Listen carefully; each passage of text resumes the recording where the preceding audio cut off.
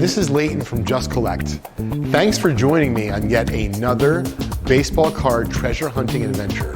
I'm here in New York City, in Midtown Manhattan on the East Side, and I'm about to investigate a vintage baseball card collection that includes a 1954 Bowman Ted Williams, multiple Mickey Mantle cards. But as Arnie said, he didn't want to give away too much. He wanted to make sure that he intrigued me just enough so he can get me to come down today. Why don't you all come along with me for the adventure? Oh my God, that's a lot.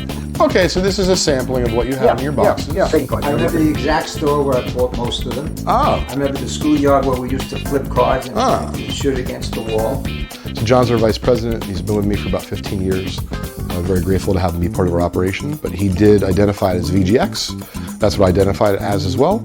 So retail is worth about $2,000. Not what we would pay, but it's worth. We normally pay for ungraded cards between 50 and 60% of what we think something's worth.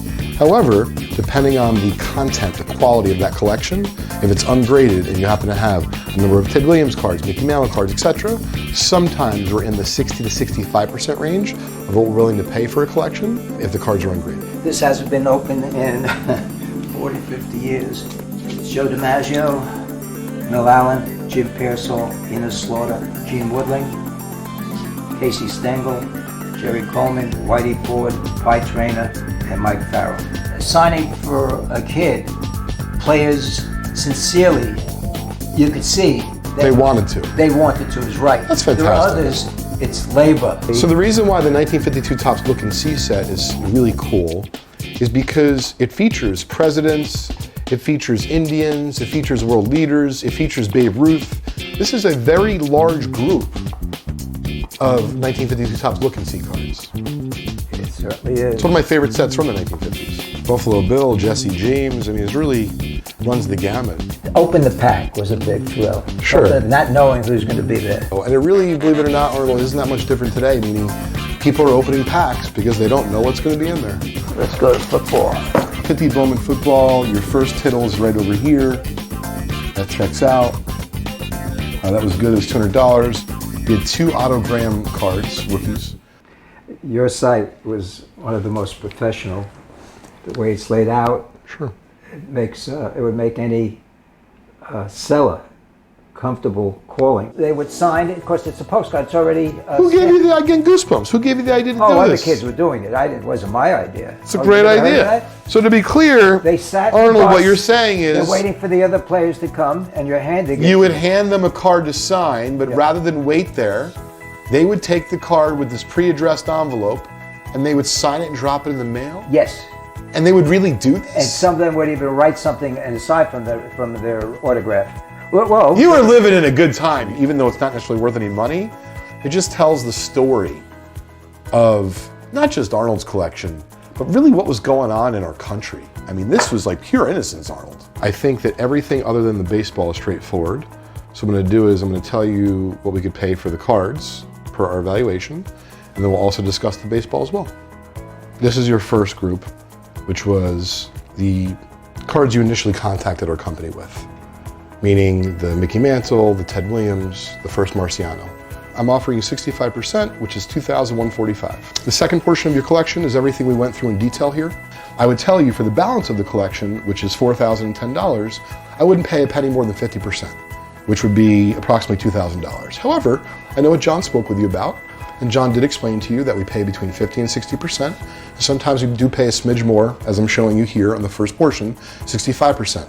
So rather than haggle back and forth, I'm just simply going to tell you what I'm willing to do, and you'll let me know what you're comfortable with. With the $2,000 for the Williams, and the rest of them, it added up to what? $3,300. Oh, $3,300. And then I paid 65%, which is $2,145. Got it. So with the baseball at $500, it comes to $5,045. You got a deal. Thank you very much, Arnold. Okay. It was really a pleasure. I appreciate you having us in your home. The trip was worthwhile. Everything was handled very professionally, as I expected. After reading all the material about Just Collect, I see that you really appreciate the history of everything we've touched here. So it was fun. Good to talk about the good old days. What I'm thinking is I'm really happy that I chose something that I enjoy for a living, because when you don't focus on money, It is so much easier to achieve success doing something that you're passionate about, that you have a love for, and that you genuinely enjoy. And I think that came across evidently clear today to Arnold. And as a side note, learning something new about an industry and a hobby that I've loved for decades is always awesome. And so the fact that I learned today about cards back in the 50s that they would put tape around, like almost like masking tape to make it heavier. And to quote Arnold, he said, "Oh, that's my shooter."